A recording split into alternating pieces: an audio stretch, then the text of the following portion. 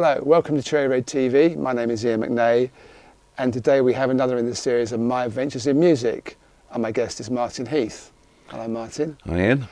And I've known Martin for a long, long time now, and we've always kept in touch. He's done many fascinating things, and we started working together at a short period of time on two dance labels. Then he started Rhythm King Records, which of course was extremely successful. 42, I think, top 10 records, 2 number ones. He then went on to work with Sony, was the managing director of Arista Records for 3 years, did many things there. And then he started Lizard King Records in 1991, where he signed The Killers, who were of course very successful around the world. He's also been heavily involved in the games business, and I would classify Martin as a fascinating character, a techie who often confuses me when he tries to explain things. But we're going to find out not just about what he's done, but what's motivated Martin, what's behind there, how he's been successful, and how he harnesses his great creativity. So we're going to start, Martin. When you were 14 years old and you were at school, you had a little business, didn't you? I did, yeah. I used to write rules for ancient and modern war games, and they're all much older than me. So I found these 1/300th model figures, and we were using 1/72, so you had to have huge billiard tables. And I wrote in, the guy sent me the little models. I showed around the club. People started to buy them, and then I started a business, mail order business, which I sold. I made enough money to be independent at 14. It's fantastic. It was a hobby, and I was obsessed with tiny, weeny little hoplites and Napoleonic figures. And the guy was a geography teacher, and I went up. I was 14. He didn't know how young I was, but I brought my friend Ollie, and I was an expert, so he liked me. You know, he was a genius. But you had a passion for it at the time, didn't you? Yeah, because the only reason he didn't deal with me is he wanted to know about a French anti-tank gun, 47mm, and I actually knew there was a picture because he was trying to model it. And so because I was an expert, he decided, well, I love you, so let's work together, and that was it. And then he, sold the business 3 years later, and that was it. And then you ended up in the army for 3 years. Mm-hmm. How was that, being in the army? Normal, fun. But were you killing people? What were you doing in the army? Being trained to kill people at a reasonably long distance in the artillery. Okay. But when you say it was normal, to someone that hasn't been in the army, that seems like a very... If you come from a sort of a military background, then you know lots of people like it, and you understand their behavioural habits and stuff. And so it's not difficult if you understand something. So I didn't plan to be there. I just went up, thought, well, here I am, living in the country, dead dad, so I'll join up. I would never have joined up whilst he'd been alive, because, you have to fight your father, don't you? And that was it, really. My mother didn't want me to join up, really. She thought it was rubbish. I was a chronic asthmatic, so I hated games. But weirdly, my asthma disappeared as soon as I was training. So then I thought, running across a field with a Jimpy and Klansman radio, people have lied to me. I'm an athlete, can't stand it. So there we go. I think you find out about things that are continually surprising. But you were a drummer in a post-punk band at the same time. Very bad. Terrible. Yeah, but how did you combine that, being a coordination. drummer in a post-punk band and being in the army? I've loved music my whole life, I remember being in the kitchen and hearing the Beatles and on the radio, and I was so excited as a baby that my mother bought me all those records, and I was a complete music obsessive and a games obsessive. And I knew a lot about it. So, as a child, because I'm hyperactive, only music would make me calm. And I see that same thing in my son. And the people who work in my software business are also the same. Dyslexics and dyspraxics. People who are neurologically diverse. Isn't that interesting? So it's as if you've got to be not normal for this creativity somehow to come through and express itself. You have to understand the edges of madness and organise it to perfection. That's a great quote. Say that again. I just did. Understand the edges of madness. I can never say something twice. To find perfection. It's a fantastic quote. Yeah, thank you. So anyway, I know you were in Paris for a time. Yeah. And then after you left the army. Yeah. And you got That involved was a there fiasco.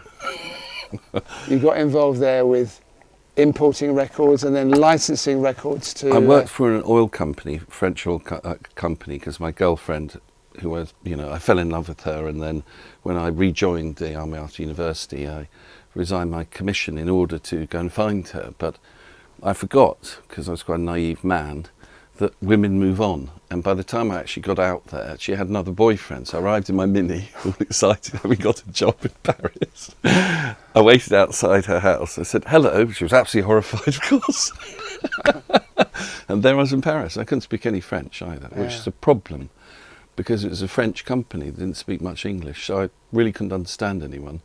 But it was great, because I met loads of Algerians. And because I was a musician, I was in bands, and and got to love the Pompidou Centre and all Algerian music there, and I became part of the squat movement. And after 3 months, the French, thank God, realising I was useless, let me go, and they're very nice about it. But I still had my apartment in Rue du Patriarche, and so that's where I became sort of an independent person, living there, very corny. And I came back to England, because I was travelling backwards and forwards, and I was in all the indie record shops and the Rough Trade when Jeff was in Blending Crescent, right? Yeah. And I was buying these records, and I thought, I'm going to give them to all the French record companies. So I started a little subscription scheme, and as these started to work and they paid me monthly, I was going around all the companies, I started to license them, and then one became a hit and it made me some more money. And then I came back to England and started King. When I saw Creation Records, I thought, this is terrible. You missed out the stage. Oh, you I did. came back Sorry. to London. I'm gambling. And actually, you came into the Cherry Red office. Yes, you I met did. James Horrocks. That's right. And you started with us. This is us. Two labels, Bebop and Fresh. Yeah, that's and exactly Bad what happened. Records. Yep. Do you remember? Yep. And we put out a few releases. Yep, I do remember that. And then one day, you deserted me. You went downstairs to meet Daniel Miller. Only because Daniel was bullying poor old James. It's okay, I'm making light of it. No, it's fine. I think it's good to examine what's happened, because it's useful, it's fun. You met Daniel, who of course was the floor below Cherry Red, which was Mute Records. Yeah. Who were just starting Gardens, to have right? 53 Kensington Garden Square. Yeah. Just off Westbourne I remember Grove. it really well. It was a very creative hub. Yeah. It was crazy.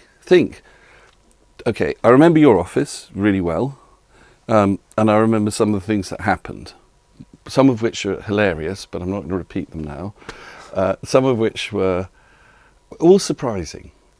But the one thing I remember about everything, remember Dan's office upstairs was full of girls. He was below us. Oh, below you, full of girls. He was stuck at the end, and there were more people crammed into one space you could possibly imagine. And at that point, he already had Yazoo and Depeche, right? Yeah. He was massively successful, and James Horrocks said he will give us money to start a label, whereas you'd already given us some money to start. It was part-time with us, and Daniel gave you a Well, it was full-time. part-time for me, because I never expected to do it. I was making television programmes for Trillium Pictures at that point. When I came back to England, I just met somebody and started to make some TV shows. And then I went to a Creation Records show. James was there. We got talking. And my problem in life is I have lots of ideas, and then I start to talk about them. And because I've been trained to be responsible, James called me up and said, I think you're great, why don't we start a label? So I said, I'll do it a day a week. That was the plan, I'll help you out. And it should be this is what's being played. It's block music, it's hip hop, because I was collecting music the whole time, playing in crappy indie bands. And James's view was, that's what we should do. I know Jay Strongman, and he's still a friend, and great, so we'll do block music over here, what else? And because you knew Tim Simonon from the WAG Club, all these DJs, we then met Tim, and then Mark Moore, and licensed the first records, which After Hours with you, with Flame, I think it was, and the very first, didn't you have Tracks Records? We went to, we had the first Chicago, did I put it out with Cherry Red or Rhythm King. It's the very first house record in the world. Yes. Called Chicago Tracks or something. I don't know. Yes, I think that was true. But let's now stick to the Rhythm King. Oh, okay. So you started Rhythm King with James Horrocks, and it was part of the Mute. Yeah. The Mute rapidly growing empire. Because he then moved out of that because he decided, which I sort of adopted as well, that he couldn't, because Daniel was very intimately involved in making his records with the bands because he was a keyboard player, and so the synth thing, he came from a technical thing as well, music and technical, and he couldn't, he thought he'd get other people involved, so he met me, liked me. The deal was 50-50, Dan taught me, and I thought it was the most brilliant thing. Well, so just to explain to people, so 50-50 means 50% of the profits to the artist and 50% to the record company, which was a very generous deal. It was a rough trade deal, and it just struck me when he mentioned it to me. I thought, how incredibly generous. Here I am, making records, and you want to be my partner, and you see, because I know about artists and I respect people, I respected his creativity and artistry because I was doing all the stuff that, I was his fanboy. Yeah. So it was like, great, because all the early house records, if you went out to Chicago, which we did in the very beginning, they were playing Depeche Mode samples. So all of this electronic music, computers, kids like me who knew how to program, it was all coming all at the same time. Mm. And there was James, who was the clever London kid, and I was the enthusiast who knew how to organise things. And the first record you put out was Taffy, is that right? I love my radio, because I said, if we're going to have a record label, the first thing we want is a record that's got radio in it and dance, sung by a female, and the other one is going to be the most extreme rap record ever. So we're going to have a huge hit and a huge, wasn't gangster rap, it was Schoolie D, which is the classic of all time, the first gangster rap band in the world. And I went to Philly to sign him, and I remember sitting in his lawyer's office and saying, here's $5,000, which is what the album cost, because he made it himself. And I said, what are you doing? And he told me his whole life that the last record he put out, because he was an entrepreneur and a musician, he had to put a gun to the head of the distributor to get his money out. This is Philadelphia. And I said, what are you going to do now? He said, well, I'm going to stop selling shoes. I'm fed up with stinky feet. That's Schoolie D. So you know what? I loved them because they were different. When I brought back the first records and played them to you, I don't think it was you that said this. Maybe it was Theo. I said, listen to this, because of course it was Depeche Mode samples with this mad wailing soul music on the top, house music, okay? And somebody said, sounds like fucked up gay music. And I went, it is, because it was the house club, the gay club on South Side Chicago. So all of us, remember, were the artists and thinkers in West London, going to clubs, parties, techie people, journalists. And we're all part of a little crew, Mark Moore, me, the guys from, what was the big magazine then, The Face. That was all that London crowd. It was a very important time, actually. Yeah, it was something new was happening. It was exciting, wasn't it? Ecstasy hit the world. Yes. And we made the records that, because all of us then, musicians, Embassy Club, tiny amount of people in Shoom, so we knew it. And suddenly this thing like, oh my God, you don't actually have to hate people. And I think what happened then, which is really 86, was a whole bunch of very creative people suddenly started to create things that had never happened before. Mash-up videos, computer games, computer music, and all of us at the time thought the wheel would change, and that was what we all said. It was more than a cult. It was an incredibly powerful movement that meant we sold millions of records that cost us absolutely nothing. You see, it was the punk ethic. Because we were making it with computers and our friends, and there were no DJs, weren't stars. Mark Moore was fascinating because he was Chinese, he understood hip hop, he didn't represent anything but the music and that side that he loved. And Mark Moore wanting to do Italo House and all the music that he loved, high energy music for his culture, S-Express. So we made up concepts. Yeah. And then we went around filming our parties. That's what it was like. So to put it in context, Best fun I've ever had. best party. Man, it rolled for 3 years. Yeah. They gave us 10 grand just to do shows where we just turn up, play, somebody give us 10 grand. It was like, what? Where raves outside on orbitals, it came mushroomed out of absolutely nothing. It was almost like hysteria. 5,000 people in a shed, huge bins full of used notes, and all the criminals suddenly emerged. All of them, like this, boom. From one point of hippies and artists and experimenters to an enormous chemical culture.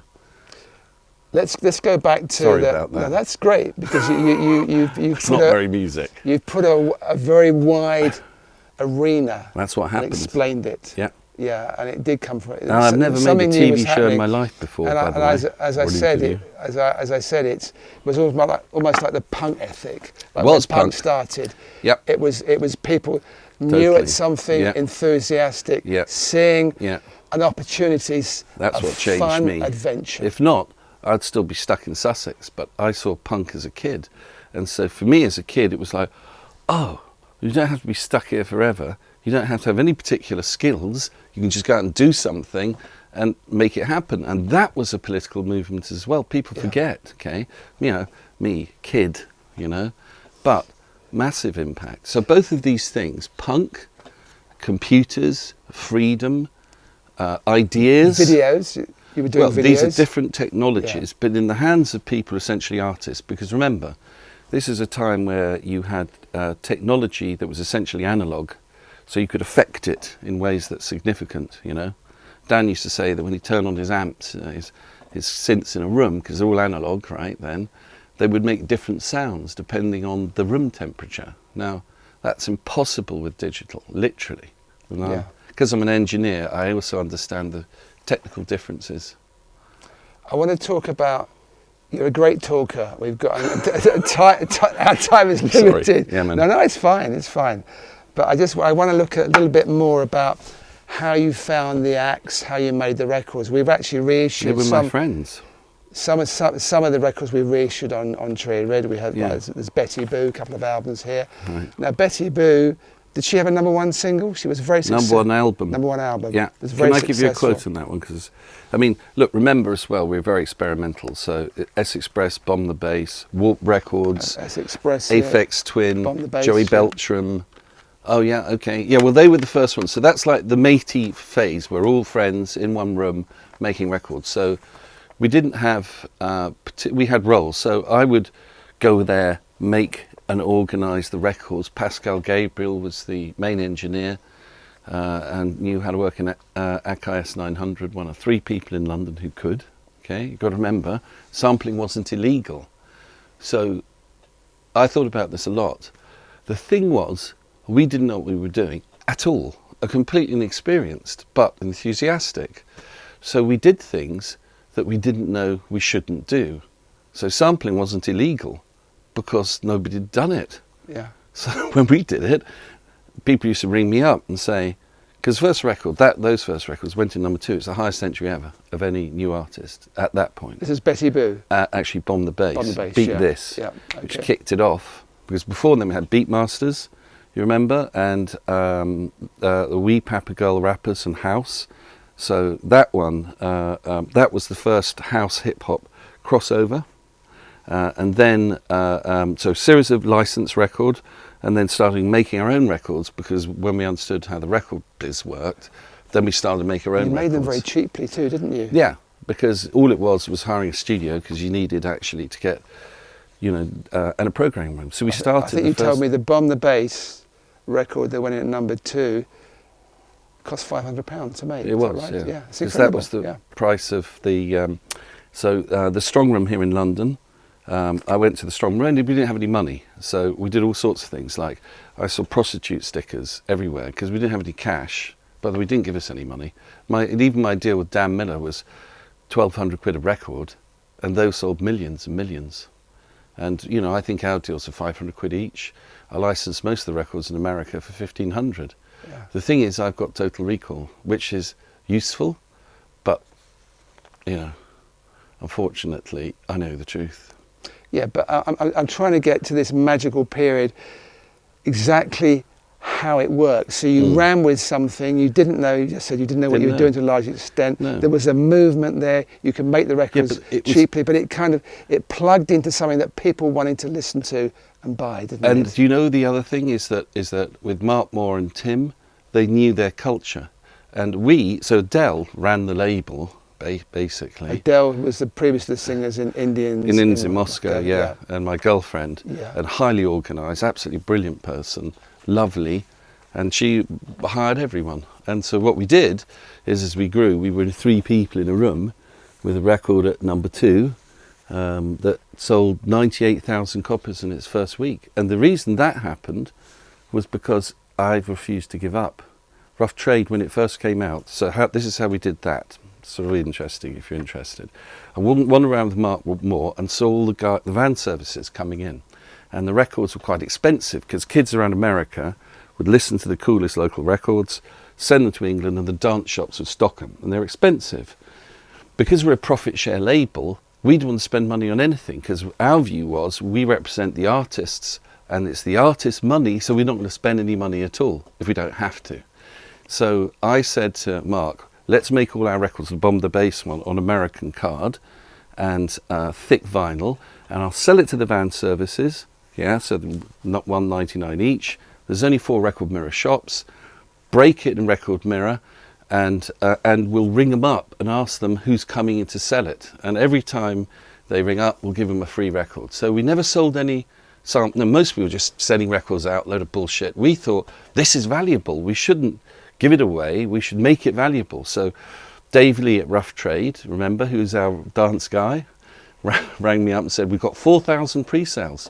Because I was naive, I thought that was shit. I was like, 4,000? Are we meant to sell millions? It was Adele and me. So I went, right, let's keep it going. And across 6 weeks, as the record climbed, and as Ecstasy went crazy. Through the club plays, it everyone, was getting exposure. That record went nuts. Yeah. And so when we finally released it, it went out at 98,000 after 16 weeks. Yeah. And what I did is got on the phone with all those people and said, how many people are coming through the door? And whilst more people were coming into my simple system, I refused to release the record. So my point here, apart from the system side, which I've had my whole life, understanding how things work and how to do things that are authentic and cool, is sometimes knowing things is a disadvantage because it stops you from not just taking risks. We didn't know there were any. It limits you. It limits your imagination. Yeah. So I'm a great believer in gifted amateurs who are helped by people who are more experienced, which is now my position in life, Yeah. Anyway, you went on to have, I think it was 28 consecutive top 10s, is that right? Yeah. And then one week you had a record that only got to number 14. Yeah. And you were really disappointed, weren't you? Yeah, because Adele and I, obviously Adele was my girlfriend, so I remember going back to one of our, I think, where I lived, and sitting there listening, because the charts come out on Sunday, and I remember when this record went in, which was Beatmaster's record, it was the 3rd single, I think, at 14, I turned around to her, and this is how life is, right? After being desperate to have a hit my whole life, and pop music, and loving it, we were in at 14, and I turned around to her, I said, we're finished. And the weird thing about stuff is that we weren't actually, but I thought we were. And at that point, Snap came out and became even bigger. Yeah. So what I've been really good at is finding things early and working them. And as a very young man, I just was repelled by doing the same thing endlessly. And at that point, because as a drummer, and I love music, I thought quantized music now, after 3 years, is going to kill music because it's going to reduce it. It's going to actually make it less dynamic. It'll get louder, which it has, and it'll speed up, which is naturally what you want to do. Because remember, I'm a mechanic to make records. When you want people to dance, feel happy, feel excited. There's an element to making music that's entirely mechanical, and there's an element that's imaginative and spiritual. So if you can capture all of those things, then you can almost manufacture hits at will. Remember, I worked at Pete Waterman's studios.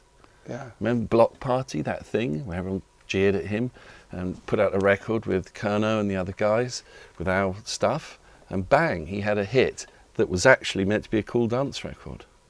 So, Anyway, you had a challenge at one point because then your distributor in the UK, Rough Trade, went bankrupt. I told Dan they were going to go bust. And then the thing he didn't want to do it because he was an indie, remember? We all indies here. There's a cartel, Rough Trade, right? Yeah, you wanted to support the independent network. network. Were you part of that? Were you part of that? You weren't on the cartel? No, we went through Pinnacle Distribution, still independent, Yeah. But there's Pinnacle, there's Steve Mason, okay? And then there's all the cartel people. So Scott Peering, genius radio guy. Yeah. And what they did for us is they gave us a whole infrastructure. Because remember, me and Adele and James Horrocks, okay? That was it. There wasn't anyone else. And so we didn't know what TPs were or anything else. All we had was a tape of a thing that we'd made through a sampler that we brought in and said, what do we do now? And so they gave us a production person, who's Alison Wilson, who's still got Tribal. This is 30 years ago, remember? And I thought, what a great system. Here they are, all love music, and it's all about the artist, very naive, didn't know about records really, or media, or anything. And it's a system to support music. And so the cartel was the most brilliant thing that this country has done in music, and it's never come back. Owner-operated labels with their own infrastructure, run as collectives, as profit shares. Yeah, but it went bankrupt. So, but you kept going. You went to all Sony. A matter of public record. You went to Sony. Well, I had no choice because my whole company had, and Dan had no money. None of us had any money. Yeah. So I got £3 million in 2 weeks from Paul Russell to start to get my label over there because nobody knew I was in business, and gave it to Dan, and gave him Moby, and you had Moby signed at an early stage. Well, I signed him. But it's a brilliant signing because maybe he became huge. Moby. I'm happy, you know what? Because I owe Daniel Miller everything, and so I'll always be grateful to that man. Yeah. And so you kept with like Chris Blackwell. So if I've never done this before. So there's 3 people that I've worked with, I owe a lot to. Clyde Davis over at Arista, right? Yeah. Taught me about the record business internationally. Well, you worked for him later. We'll come on to that. Yeah. Dan Miller for being a groovy mad fucker and a good man. Yeah. And Chris Blackwell, who tried to buy Lizard King early on and taught me about business actually, and is still my mentor, and I still think of Prince. Now I want to learn from them, and you know, not the time servers, the corporates. So let's try have a degree of secret. I'm going to start ranting soon. Let's try and keep it in sequence to some extent. So you kept Rhythm King going. Yeah. After Sony helped you out. And sold it to BMG. Sold it to BMG, but you got bored. You got bored at that point, didn't you? No, it wasn't that I was bored actually. I really tried hard. I think what happened is that I came from a culture where we were used to doing things ourselves, and I tried to reproduce it inside a corporate naively. And it just didn't work at all. We sort of fell apart under not the pressures really, stupid things like, in Rhythm King. So remember, this is 95. We all had computers and P&Ls, everyone, because we were 34 people running a label that needed computers to track things, automate things, make the records and everything else. I joined Bertelsmann and I said, right, I don't want any A&R departments. What I'm going to have is the A&R guys, the marketing guys, and the administration people form a system called Hub. And Hub will actually bid for music that it likes. So if you're an A&R person, you find a marketing person, an admin, you form a plan, you come to us, you tell us what you want to do, we put the money in, which is very indie. That's how we did it across Europe, with Dan and the other labels. And if that works, great, and if you need more money, come back. So Bertelsmann, I've got no beef with Bertelsmann, said, you can't do that. Why? I said, you're running P&Ls. Yeah, you can't do it over director level. What? So even the shit that I did before that was normal to us, in Arista I thought, I'm going to rule the world, millions of pounds of budgets, and there were millions of pounds of budgets. But what there wasn't was freedom of action. Yeah, and what there wasn't... We just need to explain, you were actually offered the job of managing director of Arista. Yeah. That's what you're talking about now. Sure. So you sold Rhythm King, and then you became managing director of Arista Records. Yeah. You were reporting to Clive Davis in America. No, I reported to Jeremy Marsh, who was the UK, and John Preston was the chairman. Okay. And Clive was the guy. Because Arista was Clive's label, Clive interviewed me. Yes. And so I went across there, and I heard, you know, Clive. And when I met him, I saw a guy who was completely knowledgeable about his business, really gave a shit about his artists. It was classic Beverly Hills bungalow. You come up there, Dan Warren's playing piano in the background, literally. Bobby Brown's had some other drug problem. All his emails around him. He sits down and talks to me. He's a really nice man. Yeah. Obsessed with music, like me. So of course I'm going to respect the guy. Yeah. I won't tell you what the Bertelsmann senior management said. You can if you like. No, it's talking out of school, I just don't believe in it. Okay. But I liked him. Yeah. I like talented people who are interesting, Yeah. you know? So... but it was still they wanted frustrating. to It was get rid still of him because he frustrating. was over 60. It was still frustrating to be the managing It was director. a bit mad. Well, because in the end, what this was about, the system, was churning things out and meeting targets. So I remember once being called by somebody who's very senior and international, and they said, "Oh, the Lisa Stansfield album, okay? We did X last year, and we want you to be Y this year." And I said, "Well, why do you say that? It's double the last year's sales." And they said, "That's your target, you have to hit it." And I went, "But I won't. And if I agree to it, then I won't hit it. It's an act of stupidity." So you see, I think the problem is when you hire indies and they come in and they do that, it doesn't work. So this is my Pete Waterman story. They have independent brains. Well, it's not that. It's that it's a logical way to do things. It's fairer, and you get the result done. If you're in a corporate, obviously, your main concern is the shareholders. It's not the artists. It's not even your staff. Legally, you support the shareholders. People don't understand that. Shouldn't actually be running public companies or corporations. Pete Waterman, classic example. So for some reason, Bertelsmann used to ship everyone around the world all the time, fantastic places. You remember the CD-Time, millions of pounds being made. And it was exotic, but boring. I was trying to run my thing still, and I had to sit and listen to loads of Spanish pop music that no one really interested in for the political things, because I was the managing director. And I remember Pete Waterman being asked by Rudy Gassner, who was then the boss, to come and present to all of the Chinese and Japanese labels. So we're in South Africa, okay, beautiful place, like a farm somewhere with all the vineyards, everyone getting pissed. And then Pete Waterman then, remember, was loved by all of these Japanese and Korean labels because it was, you know, it's Kylie Minogue. So they're listening away, and BMG just bought all these labels over the last 5 years. So all the entrepreneurs were there, and I was watching them. And Pete was saying, well, the first thing is this, is that you've got to make your own mind up, don't listen to the corporates. And he started to talk like this. You could see Rudy Gassner looking like this. And it's got to be fun, and I could see this Chinese guy writing, it's got to be fun, don't listen to the corporates. And it's Pad, because he's their hero. And so after about 5 minutes of Pete, talking about music, but also saying, think for yourself, don't worry about the corporates, forgetting that he'd been shipped in by Bertelsmann to talk to people, that they just bought their labels 200 million. So Rudy stood up and he said, thank you very much, Pete. Oh, sorry. Thank you very much, Pete. That's enough now. And so Pete, who's like a lovely child, okay, because remember he's dyslexic dude, right? Yeah. Comes back, we're all drinking beers, laughing our tits off, all the Brits at the back, typical.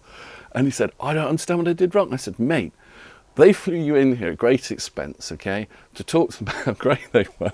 And you busily said to all the people, don't listen to them. And they're still running their own labels. He didn't give a shit. He didn't, never I did. love those guys. Absolutely. He once embarrassed me in Arista as well. He came with a record that wasn't that good. No, we need to move on, I'm sorry. Oh, shit. I'm okay. sorry. I love that Time guy. is finite. He's such a class act. You know? Well, I worked with him at Magnet He's Records funny. many years ago. He's funny, man. Yeah, I know him very well. I've got lots of time. Yeah.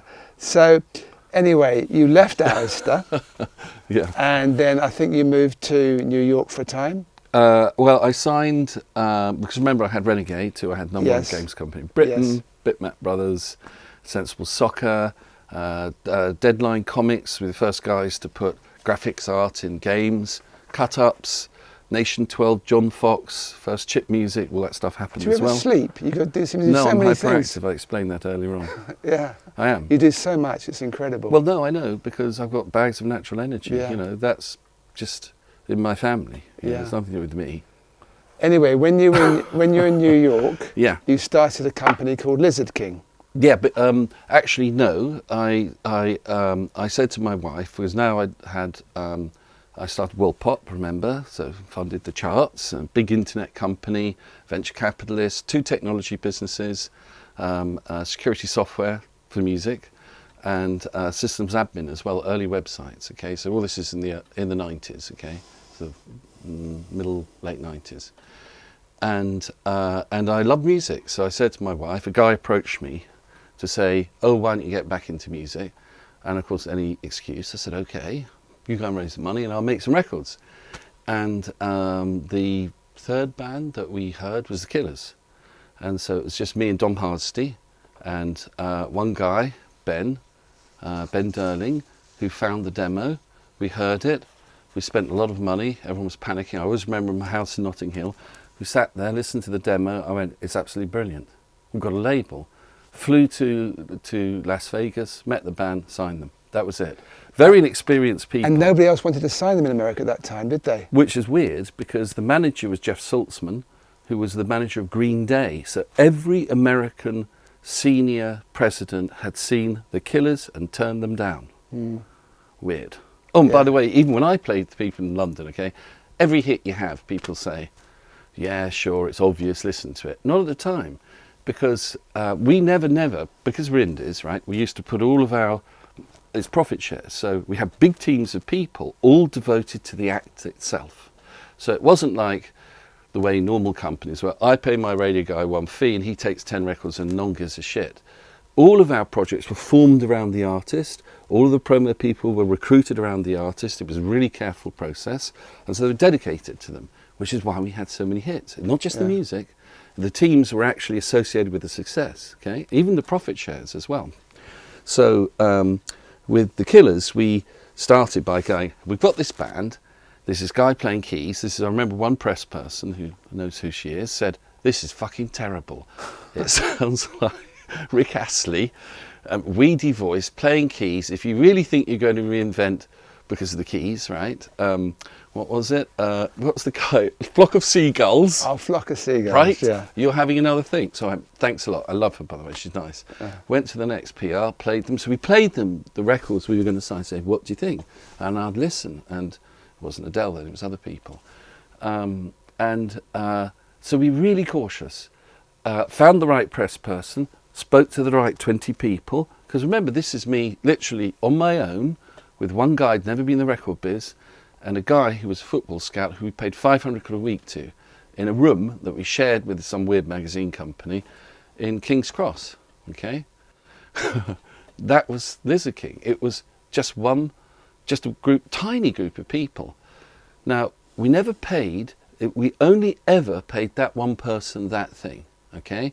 And after the press person liked it, we then made the records, took them to Rough Trade Shop, got them to give away. The same process, which is something I've followed my whole life, which is get something that's really good, find the people who really like it, wait for a bit, make sure everyone else likes it as well, and then keep doing it, but never overtrade. So with the Killers, with the first record went in, I think, sort of 60 or 70. We brought them across, they did a tour. 50,000 was the total cost at this point.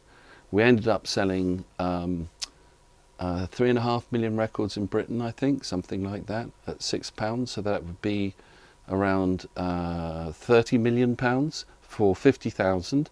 Profit share with the Killers, which is why I'm still friends.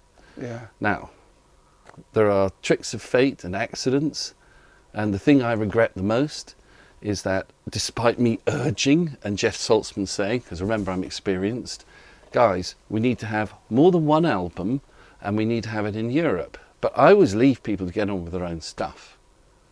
And so we never actually signed any more than the first album. But it was the one, Hot Fuss, that broke them around the world. And I tell you what, okay, if you want joy in life, go to your show at Glastonbury when they're in the newcomers tent. And when you look in that tent and you can see it's 4 times overfilled with your friends, then, or you watch the band play 18 months later at Live 8 in front of 1.5 billion, that's wonder. And that's why I do it. I'm not interested in anything else.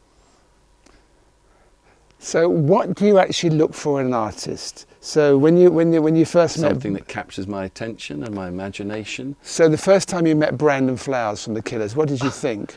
Well, the first time was in Vegas, so they were in this garage thing. It was 140 degrees in there, and they're older than Brandon. He was a young guy, he's about 22, 21, and I took him in a car, drove him around Vegas, and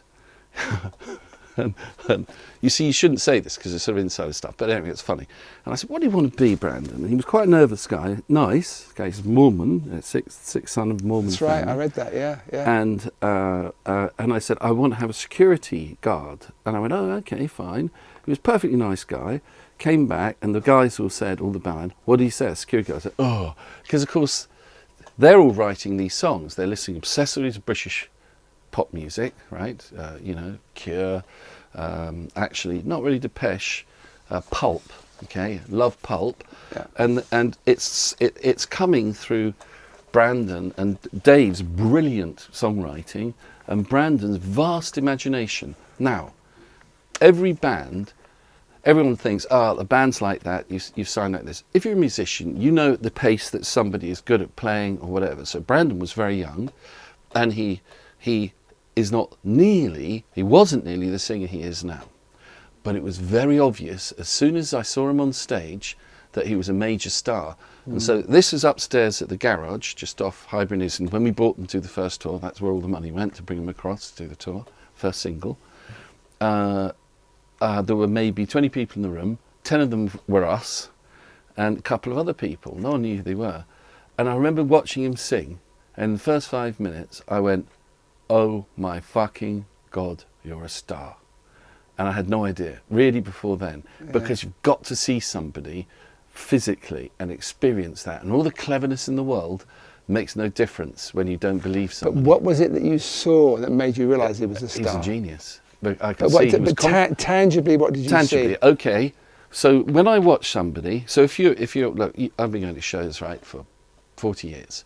And the thing I always do is watch the audience, watch the band, and because I'm technical, move around, hear what it listens like, and I was transfixed by him. So I knew then as a punter that he made me forget. And I think if an artist makes you forget, because remember, I'm sitting here thinking, I spent a lot of money, I don't have, and I worry, because I'm a professional in music, I know what things cost and what you have to do and everything else.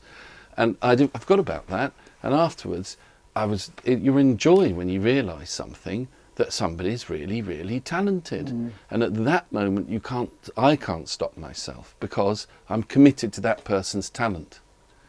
And that's it, really. You're committed to that person's talent, and that is in a way, that's been the theme in the music, the games, the techie side. With my engineers now. Yeah. It's the same thing, which is weird for people, because it's quite personal. And so, you build it, and then it has to grow. You can't just stay the same baby thing forever. And so these things were boutique businesses, really, around me, friends, other people I met, like the Bitmap brothers. Now, it's even easier to do that. Now I think that it's probably the best time in the world to be a creative and to be a person, and it's the worst time, because I think we're all frogs, basically, boiling in water that we can't discern, that heats up slowly. By the time it's time to jump out, you're fried. And I think the spirit of punk that made me believe that I could do anything, technology and artists and huge early success with brilliant people who made it happen. What was I? The ideas guy. Everyone else made it happen, okay? And the people who bought the records, all of that totality, all of that personality, all of that imagination that technology was meant to bring has enslaved people. And it's made them not believe. It's made them moderated. It's made culture somehow a commodity and not an act of will, triumph and imagination. And that's a tragedy. So technology can do the same thing as long as technology is controlled by the people who produce and the people who consume, and not the corporates and not the technology giants. So what would you say to someone... By the way, I told you I was going to say that, and I just did. Sorry, Ian. No, it's fine. So what would you say to someone who's starting off today in music or technology, whatever, and they want to be successful? What would you say? Learn your trade really well from somebody you want to learn from. Be humble, listen, create a success, and when you've done it, do the next thing again a bit better, and keep doing it and doing it and doing it till you're a genius, because that's the truth. But you also, and the rest is bullshit. But you also said twice you didn't know what you were doing. Yeah, but I didn't. But so when you say learn your trade, my endless energy allowed me to keep going and going and getting shit done, even though it might not be exactly right. So it was all the people around who were organised, creative, whatever it is. Okay, and look, as a very young man then, and an older man now, I think the other thing is you can bring all that knowledge to now, and thank God time moderates people. You know, that hasn't moderated you much.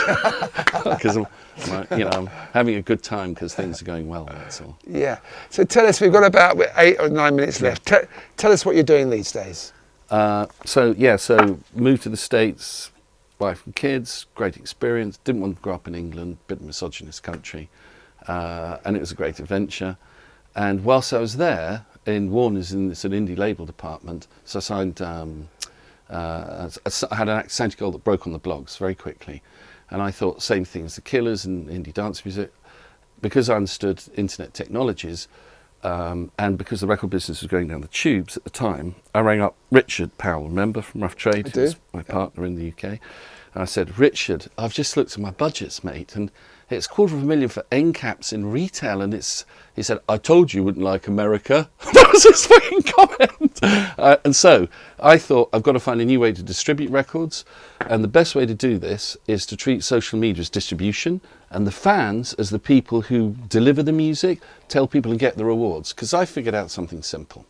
You can be an artist and you can be wonderful and all of this stuff, but you rely on the people who support you, the fans. It's not selling me a CD or a ticket, it's creating a relationship.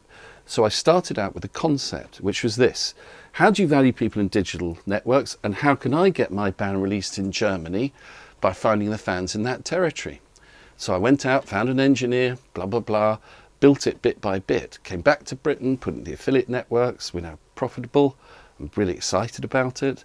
Because the point about what we're doing is putting technology in the hands of people who are on the internet, artists who want to find their audience without anybody in the middle. And then they can do what they want with it. They can sign to the majors, the indies, get management.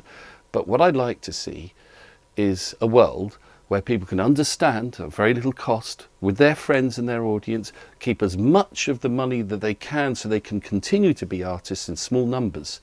Because at that time I thought, I had a lot of hit records and I've made money, and now I actually want to devote myself to something useful. So that has nearly cost me my marriage, millions of pounds. And I guess my point is this: if you're dedicated to a cause, don't forget what it is and keep doing it, because everyone else falls over, tired, bored, and gives up. And if you persist, it's a mathematical certainty you will succeed, even if you're moderately right. Okay. Obviously, right? Well, people give up. People give up, but also people can also hit a brick wall.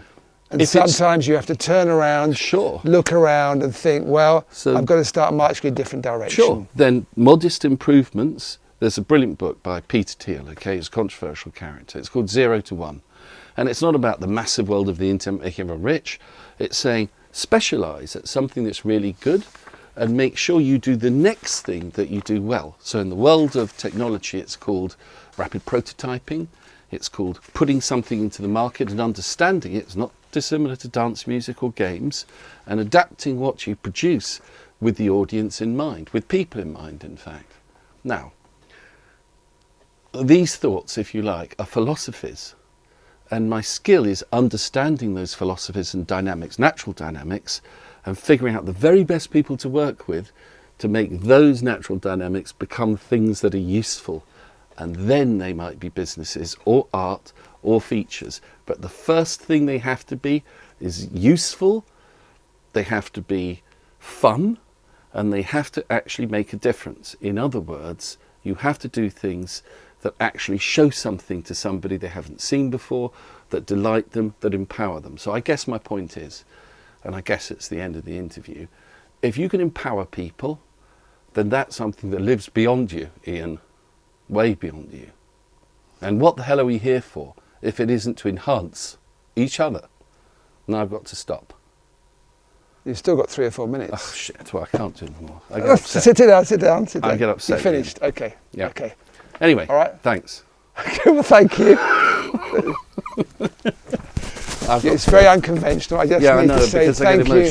Thank you, Martin Heath. It's been a sorry, quite unusual interview. Thank you for watching. And you know what, Iain, let me say something to you, chum. Thank you very much for believing in me and James Horrocks. I'm sorry about Theo. I was the first one to believe in you, if you remember. I know. That's why I did this, you know. Because I know I make no sense at all. But, you know, I do mean what I say, at least, you know. Well, you have passion, you have determination, you have a lot of energy. Even at 58 years old, you have a lot of energy. And one thing you told me on the phone, which I thought was really quite special, was you said you were always happy. Yeah, I've thought about that. Very special. Actually. You're always happy. Because I take pleasure in very tiny things, and I've always been like that.